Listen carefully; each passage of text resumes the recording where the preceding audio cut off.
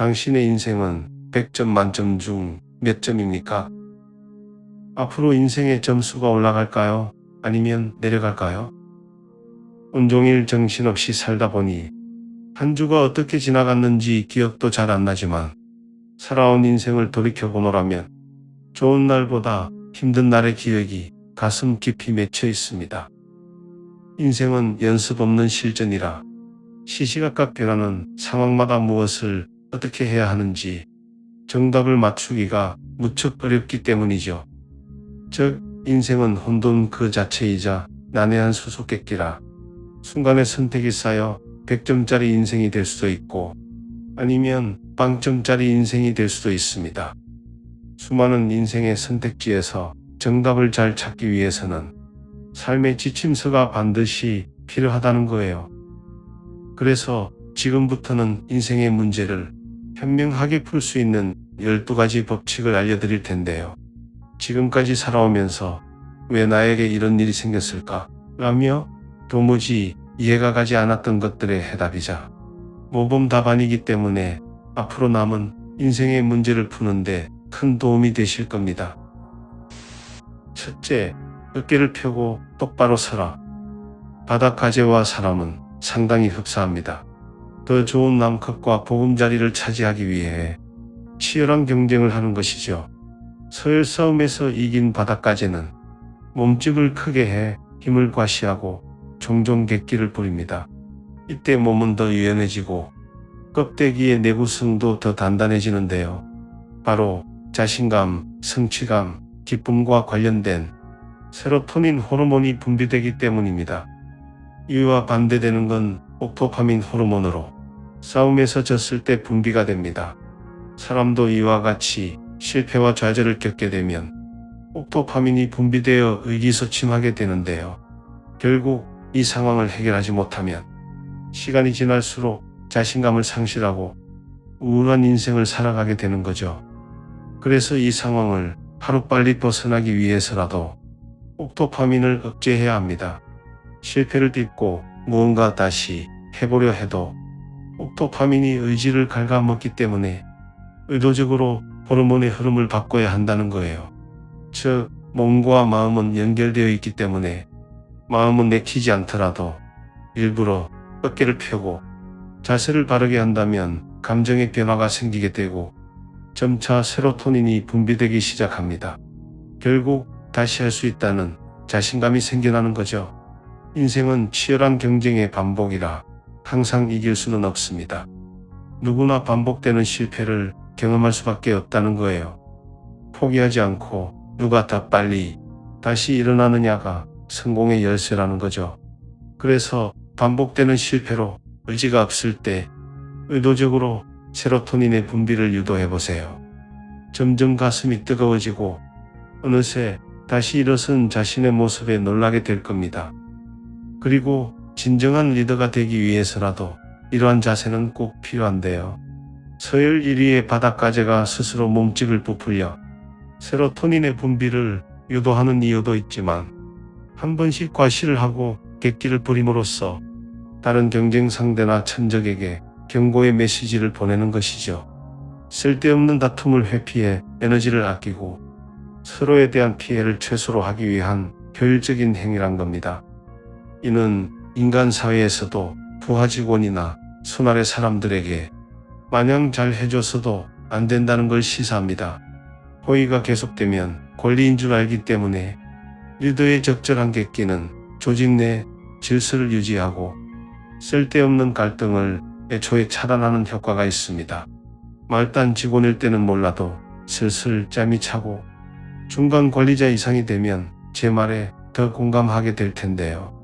싫은 소리 한번 못하고 마냥 잘해주기만 하는 상사는 조직에 더 큰 사고를 유발합니다.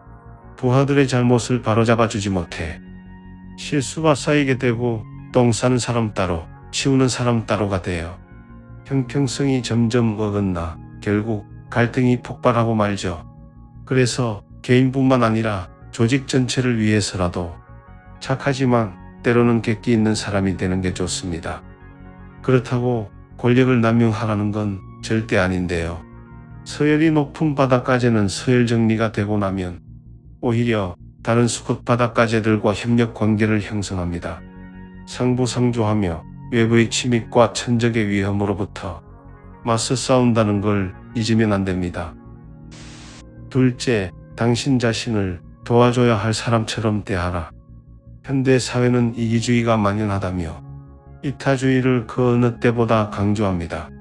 물론 맞는 말이기도 하지만 다른 한편으로는 지나친 이타주의 때문에 자신을 제대로 돌보지 못하는 사람들이 더 많습니다. 심하면 정신질환까지 앓게 되죠. 성경에는 황금률이라는 게 있는데요. 즉, 자신이 대접받고 싶은 대로 상대에게 먼저 대접하면 그에 맞는 대우를 받게 된다는 법칙입니다. 실제 많은 부자들과 성공한 사람들이 이 법칙을 지키고 있는데요. 준 대로 받는다라는 게 사회적 통념이 됐기 때문이죠. 하지만 이 황금률의 진짜 목적은 타인이 아닌 자신에게 먼저 적용하는 데 있습니다. 남들에게는 그렇게 친절하고 관대하면서 왜 자기 자신에게는 함부로 하고 학대하냐는 거죠.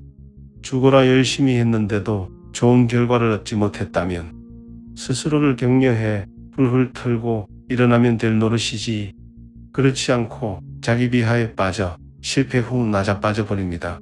내 생각과 의지대로 내 몸과 마음이 따라주지 않는다면 내 안에 나를 함부로 대했기 때문인데요. 즉, 나 스스로 나에게 칭찬과 격려 없이 싫은 소리만 하는 꼰대 상사이거나 아니면 진짜 게을러 터진 말 안 듣는 직원이 나 자신이라는 거죠. 둘 다 황금률에 위배되는 모습이기에 나 스스로 내가 어떤 사람이 됐으면 좋겠는지 생각해보고 그에 맞게 자신을 대해주세요. 자신에게 먼저 잘해주는 법을 배웠을 때 내가 원하는 모습과 지금의 내 모습이 일치됨을 기억하세요. 셋째, 당신에게 최고의 모습을 기대하는 사람만 만나라. 사람은 사회성을 가지고 있기 때문에 태어나서 죽을 때까지 수많은 인간관계를 형성해 갑니다. 그만큼 사람은 서로 영향을 주고받는다는 거죠. 그래서 보다 행복한 삶을 살기 위해서는 친구를 잘 사귀고 좋은 인맥을 이어나가야 합니다. 이를 위한 전제 조건이 바로 나부터 누군가에게 필요한 사람, 좋은 사람이 되어야 한다는 거죠. 그런데 여기서 한 가지 주목할 건 실제 수많은 사람들이 자기애와 허영심을 바탕으로 상대에게 자신의 우월감을 드러내기 위해 누군가를 도와주는 경향이 크다는 거예요. 즉, 내가 너보다 낫다는 걸 스스로 입증하고 싶거나 아니면 제3자의 관심을 받고 싶어서 무작정 도와주려 한다는 심리가 작용한다는 거죠. 사실 누군가를 진정으로 돕는다는 건 그 사람의 변화된 결과를 이끌어내는 겁니다. 단기적 상황 변화가 아니라 중장기적 결과의 변화가 중요하다는 거예요. 물신양면 아무리 도와줘도 대상이 변하지 않는다면 차라리 안 돕는 게 상책이라는 거죠. 그래서 도움을 주기 전에 먼저는 도움을 받는 사람의 절실함이 전제가 되어야 합니다. 도움을 받는 대상이 절실함이 없는데 호의적으로 도와주는 건 자신의 능력을 드러내기 위해 선을 빙자한 악을 행하는 것과 같다는 거예요. 이건 마치 거지에게 물고기 잡는 법을 알려주는 게 아니라 물고기 하나 던져주면서 평생 자신을 우러러보며 대우해 줄 것을 요구하는 것과 같거든요. 그래서 아무리 거지라 한들 스스로 도움을 바라는 간절한 마음, 미래를 바꾸고 싶다는 절실함이 있어야만 그제서야 비로소 진정한 의미의 도움이 실현됩니다. 도움을 주는 사람과 받는 사람 모두에게 긍정적인 효과가 나타나는 거죠. 진정으로 도와주는 사람은 도움을 받은 사람이 더 나아진 모습이 되어 최고의 모습으로 살아가길 기대합니다. 때로는 이 기대치가 너무 높아 부담스러울 수도 있지만 오히려 이런 인맥이 많으면 자기 개발에 있어 큰 도움이 되는데요. 좋은 시너지를 주고받으면서 동기부여가 되고 이들을 따라 하다 보니 좋은 습관들로 삶이 채워지기 때문이죠. 친분은 그리 중요한 게 아닙니다. 아무리 친한 친구라고 한들 내가 이들과 어떤 생산적 행동을 하느냐가 관건이라는 거예요. 서로가 발전적인 모습을 기대하고 보여주는 관계가 건강한 인맥이라는 겁니다. 그렇지 않고 단순한 즐거움과 재미라는 이유로 술이나 여자, 약물이 오가는 관계라면 친구를 빙자한 원수나 다름없습니다. 이들은 누군가 한 명이라도 무리해서 나가려 하거나 더 생산적인 활동을 하려고 하면 비아냥거리기 일쑤고 올라가려 하면 끌어내리고 현재에 계속 안주하게 만듭니다. 특별히 뭘 하지 않고 그냥 먹고 놀면 되니 대중들이 가는 넓고 아주 쉬운 길이라는 거죠. 하지만 까칠한 상사, 근면성실한 동료나 친구들은 나에게 늘 최고의 모습과 발전된 모습을 기대합니다. 비록 이들 중 몇몇은 나랑 성향이 안 맞아 친하지 않아도 결론적으로는 나에게 더 선한 영향력을 미친다는 거예요. 심지어 이들과 함께 있는 것조차 피가 마른다 한들 시간이 지났을 때 배우는 게 무조건 하나라도 있기 마련입니다. 비록 남들이 가지 않는 좁고 험난한 길일지언정 이들을 통해 나를 또 돌아보고 단련해 나갈 수 있습니다.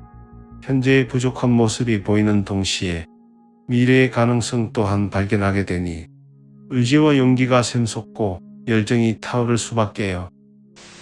넷째, 당신을 다른 사람과 비교하지 말고 오직 어제의 당신하고만 비교하라. 시계는 뼈의 썩음이라라는 성경 말씀처럼 남들과 비교하는 건 무척이나 고통스럽습니다. 심지어 시기 질투나 자기 비하를 시작으로 사회를 원망하는 냉소주의에 빠져 때로는 자살을 하거나 묻지마 살인을 저지르기도 하죠. 그래서 자신의 불행을 막기 위해서라도 자신의 더 나은 미래를 위해서라도 남들이 아닌 어제의 자신과 비교해야 합니다.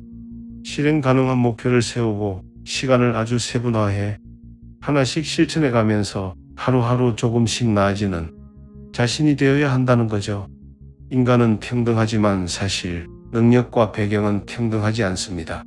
그래서 출발점이 다르다고 불평불만하기보다 자신만의 트랙을 성실히 달리는 게 훨씬 중요합니다. 곁눈질하며 남들을 시기하지 말고 자신이 진정으로 무엇을 원하고 되고 싶은지 스스로 답을 찾는 게 제일 중요하다는 거예요. 심사숙고해서 목표를 세우고 여기에 초점이 맞춰지면 자신만의 길이 보이게 되어 나를 힘들게 하는 그 외의 것은 죄다 병풍이나 다름없게 됩니다.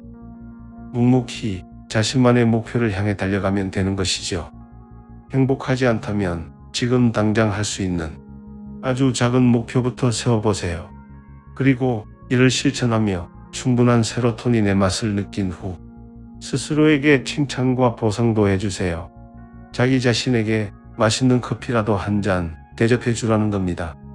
그런 다음 조금씩 더 큰 목표를 세우고 계속해서 나아가다 보면 완전히 새로워진 자신의 모습에 놀라게 될 겁니다. 다섯째, 아이를 제대로 키우고 싶다면 처벌을 망설이거나 피하지 말라. 최근 뉴스를 보면 소름 돋는 범죄들이 많이 나옵니다. 인간의 타락과 바닥난 도덕성이 극명히 드러나 우리 세대는 말세라고 불리기도 하죠. 그런데 사실 인간의 도덕성은 원래부터가 바닥이었습니다. 인류는 끔찍한 살인이나 강간 또는 전쟁의 역사란 거예요. 고대로 거슬러 올라갈수록 소수민족이나 부족사회라 이분주의가 등장하기도 전이었습니다. 즉 도덕적 기준이 없을 때라 극악무도한 범죄가 만행됐다는 거예요. 그래서 고대 사회에서는 자식을 먹거나 불에 태워 제물로 바치기가 일쑤였고 수많은 전쟁과 약탈로 근친이나 살인 강간이 빈번했습니다. 다만 현대 사회는 미디어의 발달로 전 세계 사건 사고가 실시간으로 방영되니 상대적으로 범죄율이 더 많다고 체감상 느끼게 되는 거죠. 그런데 최근 한국에서는 이 도덕적 기준에 대해 말들이 많습니다. 학생 인권과 교사 인권을 사이에 두고 아이를 처벌해야 할지 말아야 할지 갈등이 끊임없이 이어지고 있다는 거예요. 그런데 분명한 건 성경을 비롯해 수많은 종교 경전과 전 세계 철학과 문화, 미디어 등의 매체를 보더라도 인간은 태어나면서부터 악하게 태어났기 때문에 자녀 교육에 있어 처벌은 필수라고 언급하고 있습니다. 사실 그 누구도 아이에게 거짓말과 폭력을 가르치지 않았는데 아이가 투정을 부리며 오만 고집을 부린다는 건 아기 천사를 빙자한 악마가 이미 숨어 있기 때문이죠. 특히 세계에서 머리가 가장 좋은 유대인만 보더라도 이들만의 특별한 자녀 교육 방식으로 이미 전 세계 많은 부모들의 귀감이 되고 있습니다. 그래서 유대인들은 자녀가 잘못했을 때 절대 그냥 넘어가지 않고 강력히 처벌하는데요. 자녀를 교육하려 채찍으로 때린다 한들 결코 죽지 않는다는 구약 성경을 그대로 믿기 때문이죠. 한국에서도 바늘 도둑이 소도둑된다는 말이 그냥 있는 게 아니라 선조들이 앞서 경험한 자녀 교육 노하우가 그대로 녹아든 겁니다. 하지만 많은 부모들이 자녀들의 기가 죽을까봐 싫은 소리 자체를 안 하는 게 대한민국의 현실이 돼버렸어요. 기를 살리기는커녕 아이의 미래에 고춧가루를 뿌리는 꼴입니다. 아이의 응석을 받아주는 게 결코 아이의 미래를 위한 게 아니란 거예요. 아이에게 잘못을 지적해주고 징계를 내리고 처벌하는 건 안전마진을 정해주는 것과 같습니다. 파도에 휩쓸려 바다에 빠져 죽지 않기 위해 해수욕 경계를 정해주는 것과 같죠. 이게 도덕이고 통용되는 사회규범과 질서이자 법률이 되는 겁니다. 그래서 처벌은 사회성과도 깊은 관련이 있는데요. 부모 입장에선 기분이 나쁠지언정 순간 처벌을 해야 하는 악당 역할을 함으로써 더 불행한 결과를 막을 수 있습니다. 어쩌면 아이를 혼내서 차라리 기분을 상하게 하는 게 정답일 수 있다는 거예요. 아이는 잘못을 했을 때 이 기분 나쁜 걸 기억하게 될 테니 나중에 경계를 넘어가지 않으려 합니다. 그 대신 기준점 안에서는 마음대로 할 수 있다는 암묵적 규칙을 이해해 아이의 자율성과 창의성이 보장되고 사회규범도 잘 적응해 나갈 수 있습니다. 이게 연습이 되면 성인이 됐을 때 불쾌한 감정이 들므로써 손해나 고통을 막을 수 있고 남에게 피해를 주지 않게 되는 거죠. 예를 들어 교통신호 위반을 해서 벌금을 물면 불쾌할 테니 교통법을 잘 지키려 음주운전이나 과속하기보다 안전운전을 할 가능성이 큽니다. 이로 인해 사고 날 확률이 주니 타인에게도 피해를 줄일 수 있다는 거죠. 하지만 어려서부터 부모나 교사들이 이 기준을 명확히 잡아주지 않으면 성인이 돼서는 기준의 경계를 잡기가 너무나 어렵습니다. 아무리 강력히 처벌해도 똑같은 과오를 계속 범하게 되죠. 시간이 지날수록 경계를 자주 넘나들어 엄청난 사회적 파급 효과까지 났습니다.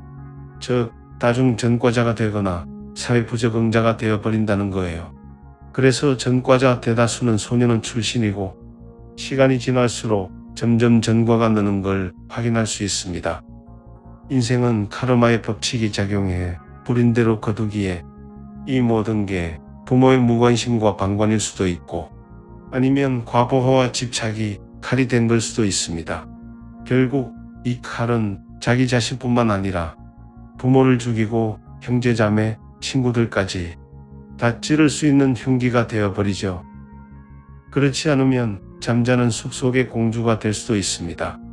부모의 과잉 보호로 잠자는 것 빼고는 할 수 있는 게 아무것도 없어 항상 기댈 대상을 찾는 순진한 풋내기로 남게 되는 거죠. 그래서 자녀를 올바로 키우기 위해선 훈육과 처벌은 필수이자 의무임을 기억해야 합니다.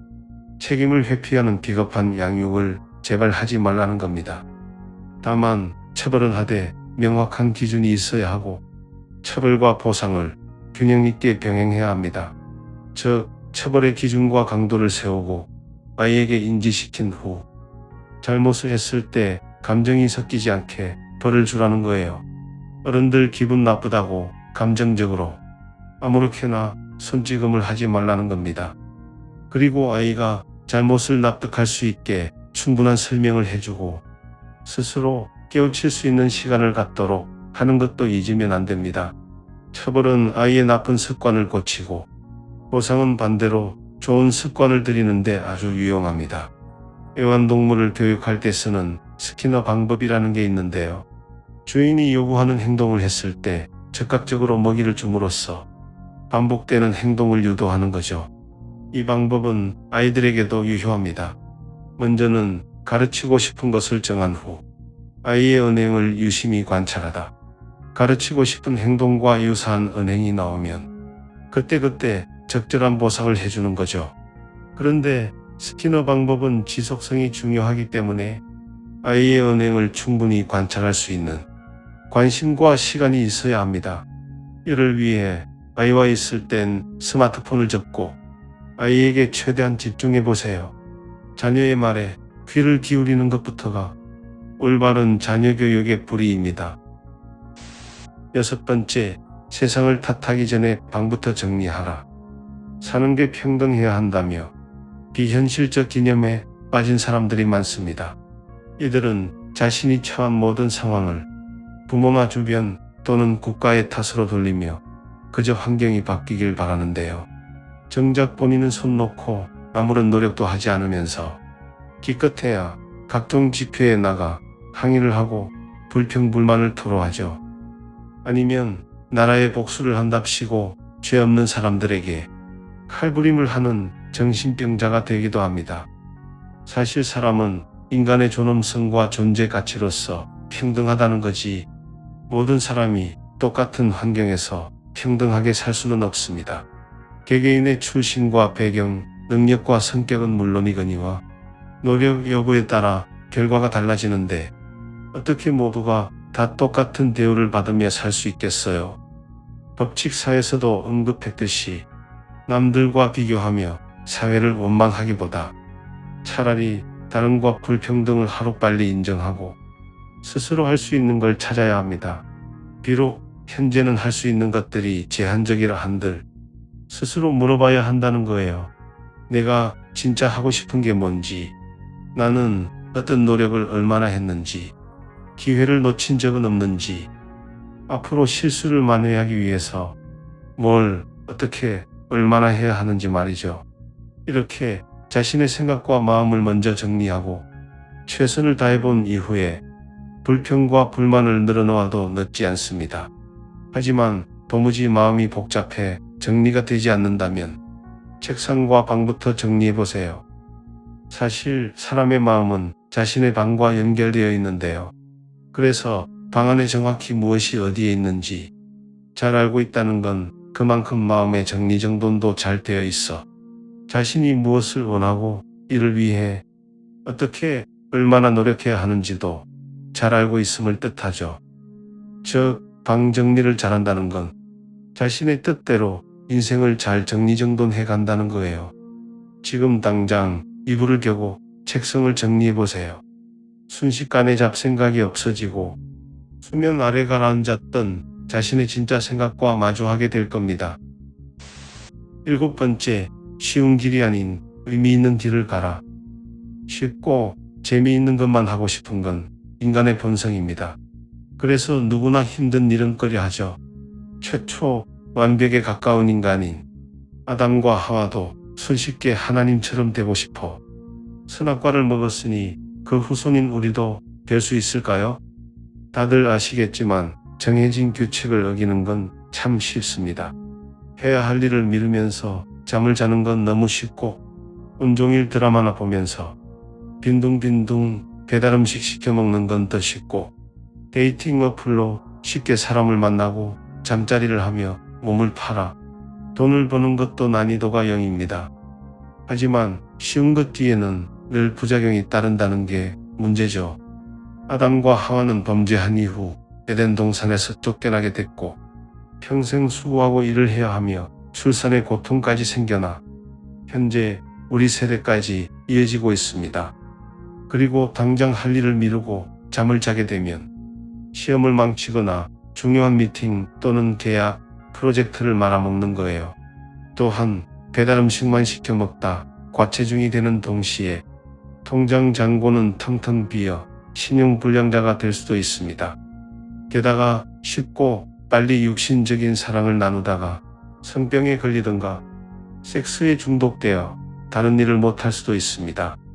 쉬운 건 동물적 욕구와 관련이 깊은데요. 하지만 사람은 동물과 다르게 생각과 의지가 있습니다. 본성을 거스르는 힘이 있다는 거죠.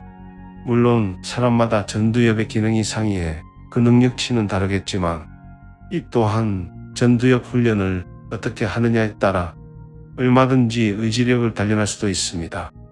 즉, 무언가를 얻기 위해선 쉬운 길을 가는 게 아니라 대중들이 가지 않는 좁은 길을 가야 한다는 거예요. 무엇이 됐든 허들이 존재한다는 겁니다.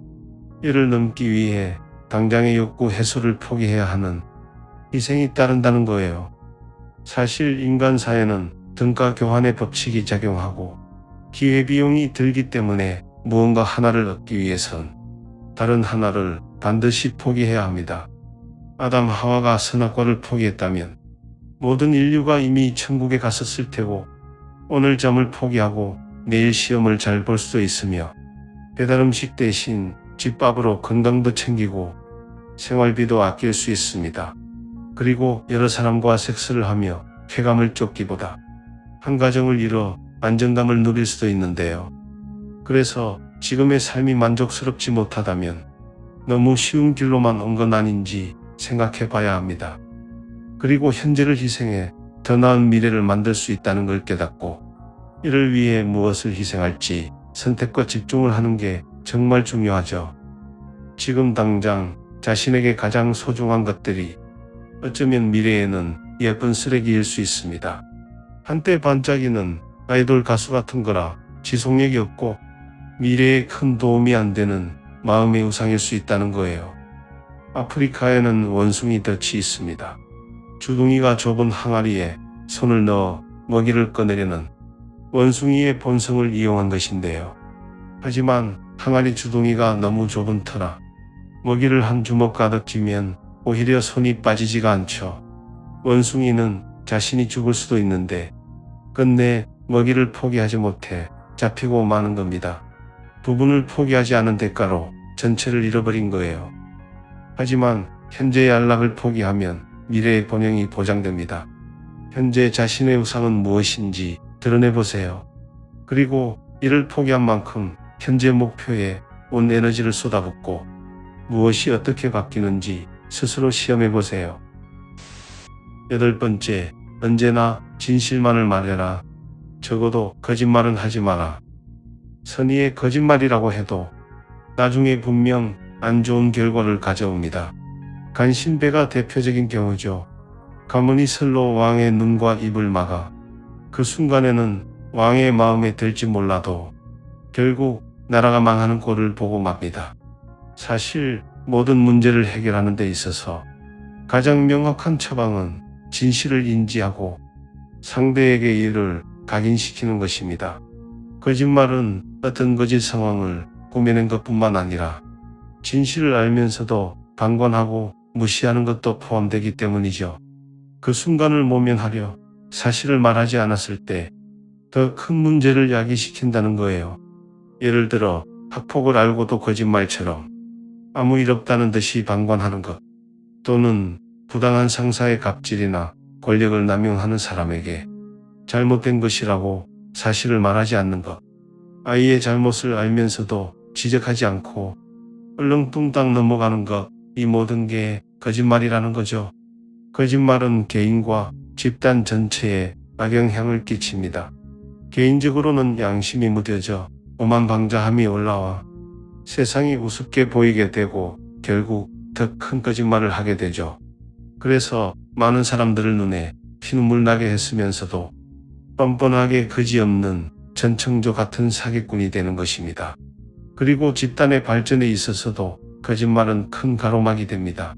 특히 수직적 성격이 강한 보수적인 집단에서는 권력욕이 강한 상급자들이 늘 문제가 되는데요. 자기 생각만 옳다는 착각에 빠져 있는 경우가 대다수라 이를 바로잡아주지 않으면 안 된다는 거예요. 한 명의 판단 오류로 그룹 전체 손해를 끼쳐 일자리를 잃을 수도 있고 잘못된 명령으로 부하들이 목숨을 잃을 수도 있으며 잘못된 정치 공약으로 국가 경제와 사상 전체가 뒤집어질 수도 있기 때문이죠. 그래서 문제를 수면 위로 꺼내서 반론을 제시하는 게 불편할 수 있지만 반드시 진실을 말할 수 있어야 합니다. 실제 윗사람들 중 대다수는 자신의 경험을 지나치게 의지하기 때문에 현상을 보는 시야가 좁고 통찰력이 오히려 부족할 수 있기 때문이죠. 아니면 권력욕보다는 어쩌면 진짜 몰라서 잘못된 판단과 결정을 내릴 수 있기 때문이죠. 그리고 진실은 방패와도 같습니다. 학폭이나 직장 내 괴롭힘 또는 가정폭력 등의 가해자는 특별한 동기나 이유가 있어서라기보다 피해자가 얼마나 견딜 수 있는지 무심코 찔러보는 경향이 있습니다. 그래서 처음에는 별 생각 없이 작게 시작해 괴롭힘 정도가 점점 커지고는 합니다. 그 강도가 점점 세져도 피해자가 묵묵부답인 데다 주변 사람들의 방관까지 이어지면 아직까진 괜찮다고 생각을 해 괴롭힘과 갑질에 가속도가 붙는 거죠. 그래서 하루라도 빨리 가해자와 주변 사람들에게 진실을 알려야 합니다. 아닌 건 아니다라고 말할 수 있어야만 그때부터 진실은 나에게 방패막이가 되고 그들에겐 경고의 메시지가 되기 때문이죠. 가속도가 붙지 못하게 브레이크를 밟으란 거예요. 반대로 상사 입장에서도 부하 직원의 잘못을 모른 척 넘어간다면 이 또한 진실을 묵인하는 것과 같습니다. 부하들 역시 역으로 윗사람들을 떠보는 경향이 있는데요. 어디까지 자기 꼴리는 대로 해도 넘어가는지 간을 본다는 거죠. 선배나 상사들이 진실을 말하지 않고 방관을 하게 되면 후배들에게 먹혀버리는 겁니다. 그래서 애초에 싸가지가 올라오지 못하도록 그때그때 잘못을 지적해 주는 게 좋습니다. 이렇게 해야 선배의 권위도 챙길 수 있고 아랫사람들도 일을 잘 배워 업무의 효율도 올라가며 서로 지켜야 할 선이 명확해지니 오히려 스트레스가 덜하고 관계 증진에도 효과적입니다. 자녀 양육에 있어서도 잘못을 방관하지 말고 아이에게 그때그때 잘잘못을 알려줘야 아이의 미래와 가정의 평화가 보장됨을 잊지 마세요. 9번째, 다른 사람이 말할 때는 당신이 꼭 말아야 할 것을 들려주는 사람이라고 생각하라. 심리치료의 핵심은 진솔한 대화입니다. 신뢰를 바탕으로 얘기를 주고받을 때 마음이 치료되기 때문이죠. 그래서 진솔한 대화를 하려면 경청이 우선돼야 합니다. 잘 들어주는 것 그 자체만으로도 상대의 마음이 풀리기 마련이거든요. 하지만 대다수 많은 사람들이 경청을 하기보다 문제를 단정 짓고 너무 쉽게 조언을 하는데요. 이들의 내면을 들여다보면 내가 너보다 우월하고 문제 해결력이 뛰어나기 때문에 다 너 잘되라고 하는 소리야 라는 오만과 회방이 깔려있음을 알 수 있습니다. 상대의 마음을 헤아리는 게 아니라 오히려 마음의 상처에 소금을 뿌리는 꼴인 거죠. 그래서 조언을 하기보다 충분히 경청을 하면서 중간중간 자신이 느낀 감정을 있는 그대로 들려주는 게 좋습니다. 사람은 대화를 통해 자신의 존재를 인정받고 머릿속을 정리해 나가기 때문에 진솔한 대화는 정신건강에 큰 도움이 되기 때문이죠. 경청을 효과적으로 하기 위한 몇 가지 팁을 풀어보자면 일단 7-3법칙이 있는데요. 상대의 발언권을 7 이상으로 보장해 주는 거죠. 그리고 중간중간 자신이 잘 이해하고 있는지 내용을 요약해 주면서 산만큼의 맞장구를 쳐주는 겁니다. 무작정 듣기만 해서도 자신의 집중력이 흐트러지기 때문에 말하는 사람이나 듣는 사람 모두에게 힘든 시간이 될 뿐만 아니라 적절한 피드백이 없으면 신뢰가 쌓이지 않아 형식의 틀에 박힌 대화가 되고 말거든요. 다음은 선입견과 편견을 최대한 멀리해야 합니다. 대화의 내용을 있는 그대로 받아들이라는 거죠. 꼭 어떤 문제를 찾아 이를 해결해 줘야겠다는 쓸데없는 생각을 애초부터 하지 말라는 겁니다. 그래서 상대가 말을 할 땐 개인적인 경험을 존중해 주세요. 그럴 수도 있겠다라는 열린 마음을 갖는 겁니다. 그렇지 않으면 조언과 훈계를 하게 되고 결국 말하는 사람은 상대가 이 상황을 그저 빨리 끝내고 싶어 한다고 오해를 해 마음의 문을 아예 닫아버리게 됩니다.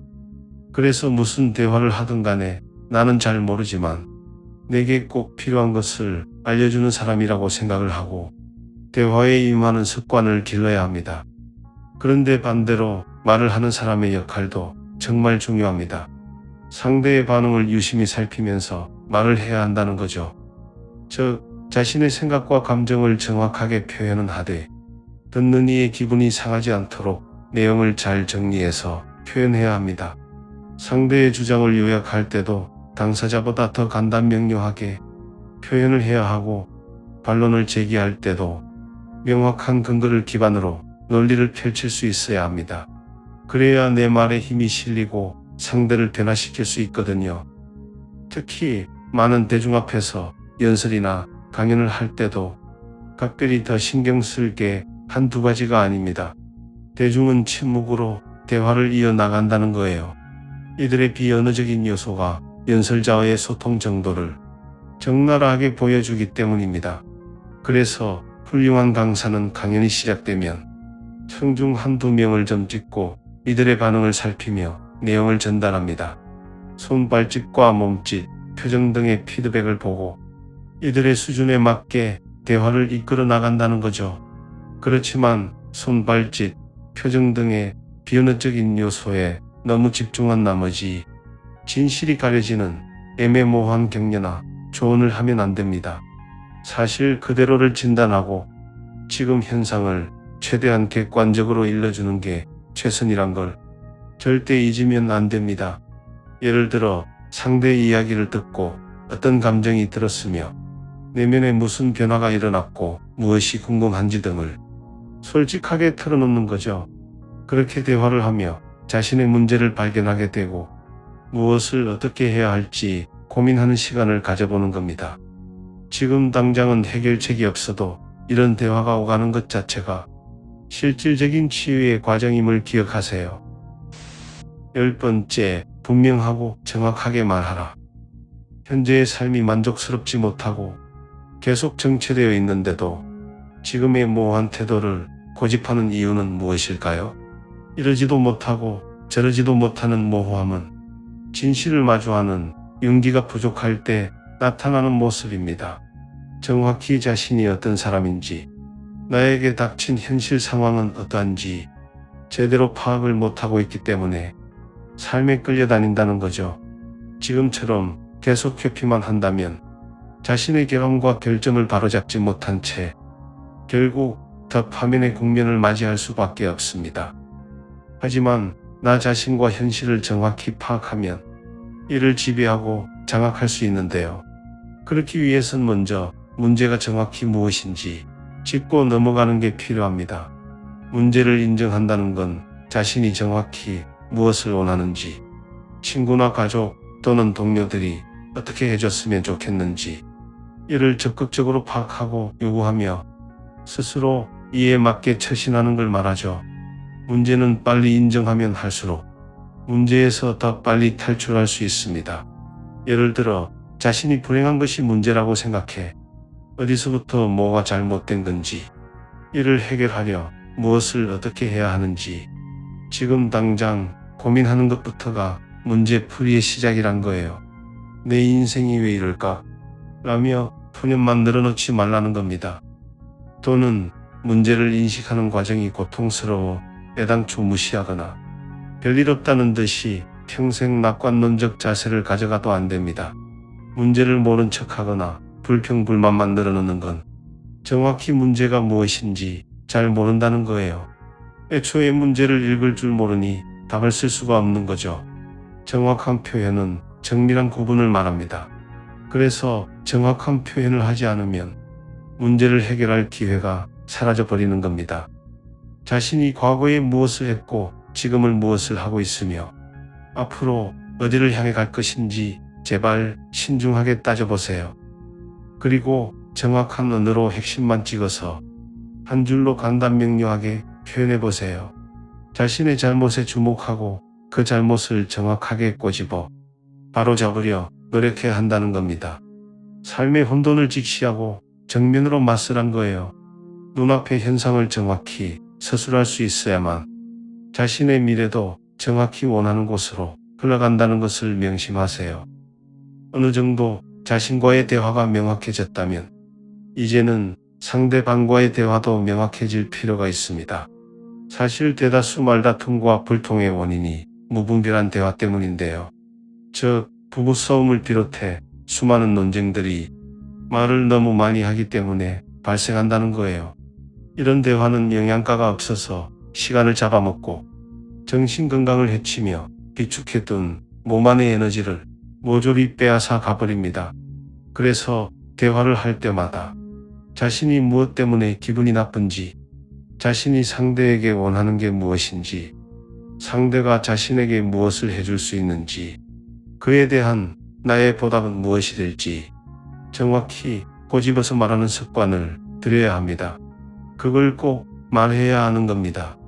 남자 여자를 떠나서 말하기 전에는 모르는 게 당연한 거예요.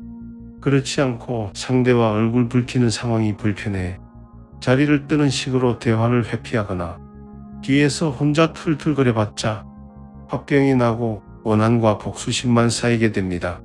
시간이 지날수록 말다툼이 폭력이 되고 살인미수로까지 이어져 걷잡을 수 없는 상황까지 가게 되죠.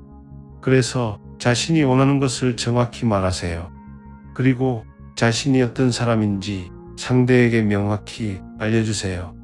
자신을 끊임없이 관찰하며 항상 솔직하고 분명하게 자기의 길을 걸어갈 수 있어야 합니다. 11번째, 아이들이 스케이트보드를 탈 때는 방해하지 말고 내버려 두어라. 어릴 적 스케이트나 자전거를 타다가 무릎팍이 깨진 경험은 누구나 있을 겁니다. 미국이나 캐나다에서는 주로 스케이트보드를 많이 타는데요. 그래서 계단이나 언덕에서 묘기를 부리다 머리를 다치기도 하고 종종 시설물까지 훼손하기도 합니다. 사실 북미 어딜 가나 흔히 볼 수 있는 풍경이죠.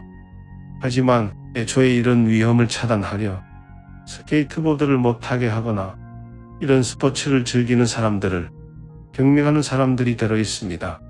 몇몇 지자체에서도 안전과 시설물 훼손 방지라는 이유로 흉측한 울타리를 치기도 하는데요.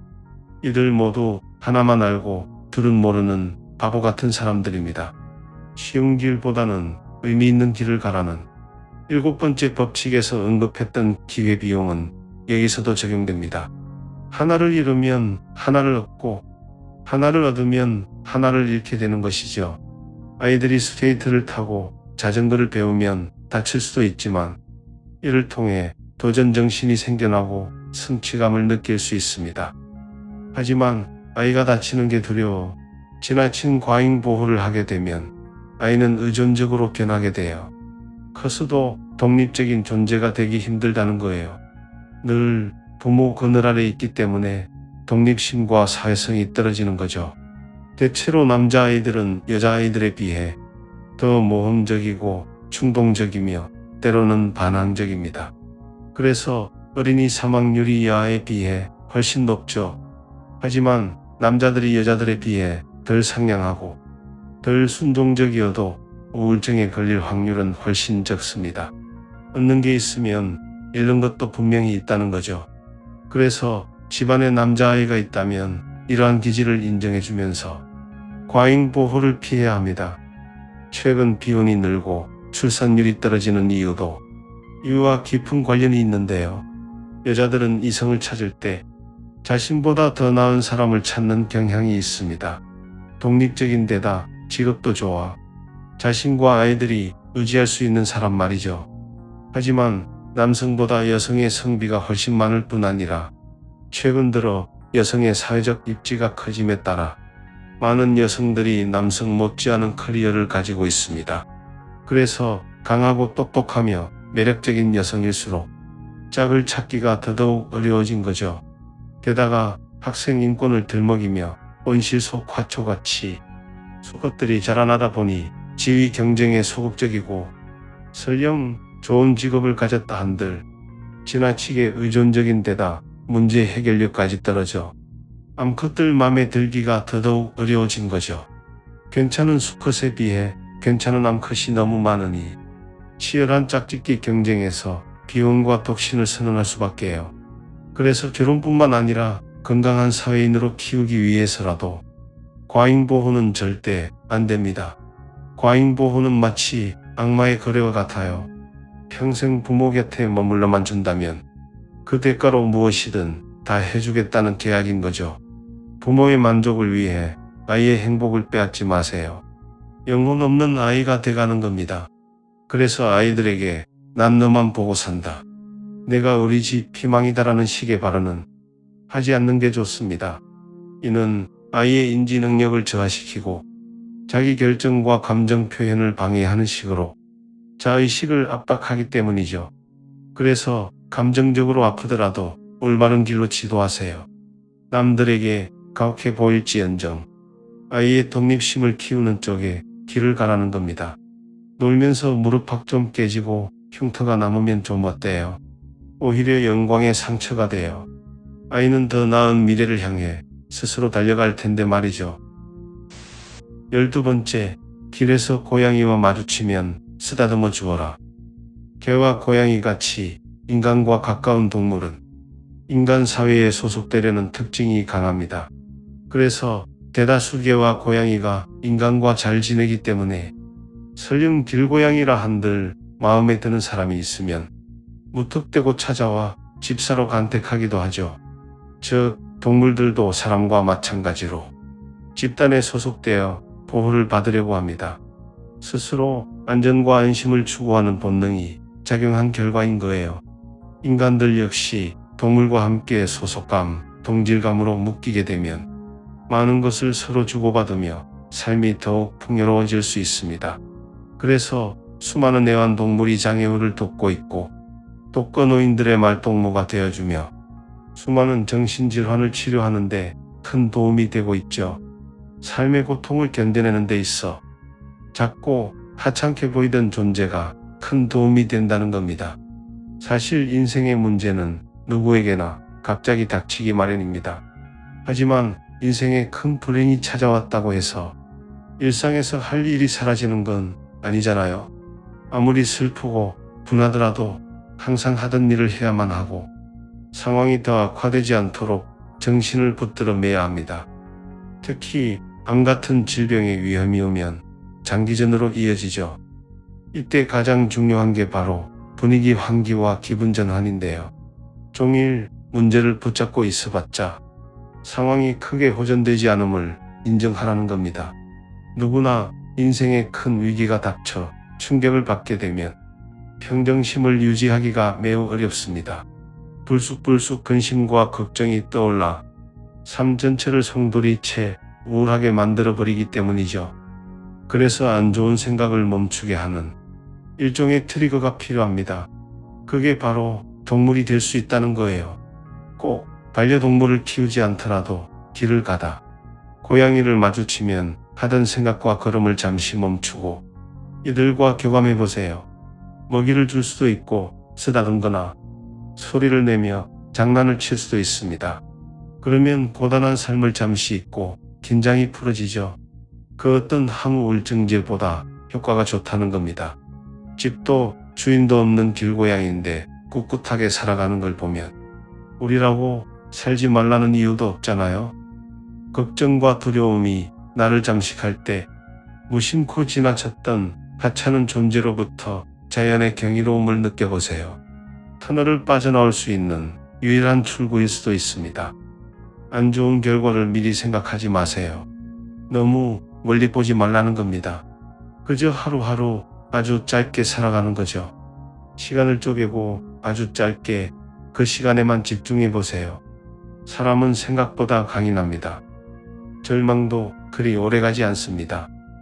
힘들수록 사소한 아름다움을 볼 수 있는 눈을 가지세요. 그리고 걱정과 고민을 내려놓고 내일 일을 너무 걱정하지 마세요. 한날 괴로움은 그날로 충분하기 때문에 이 또한 지나간다는 걸 기억해야 합니다. 인생은 한 번 사는 것이기에 누구에게나 처음 맞닥뜨리는 상황이 많습니다. 물론 쉬운 문제도 있지만 꼬인대로 꼬여 난해한 문제들이 더 많죠. 그나마 다행인 건 한 번 틀린 문제의 원인을 분석해 놓으면 다음에 비슷한 문제를 잘 해결할 수 있다는 거예요. 더욱이 인생의 난관을 먼저 경험하고 그 해법을 풀어놓은 사람들이 있다는 겁니다. 개인의 올바른 성장과 성공을 위해서도 아니면 자녀 양육을 위해서도 개인과 집단 그리고 국가 번영을 위해서도 이러한 인생의 법칙들을 적용하고 응용해 가세요. 복잡하고 도끼로 가득 찬 당신의 혼란스러운 인생에 분명 강력한 해독제가 되어줄 겁니다.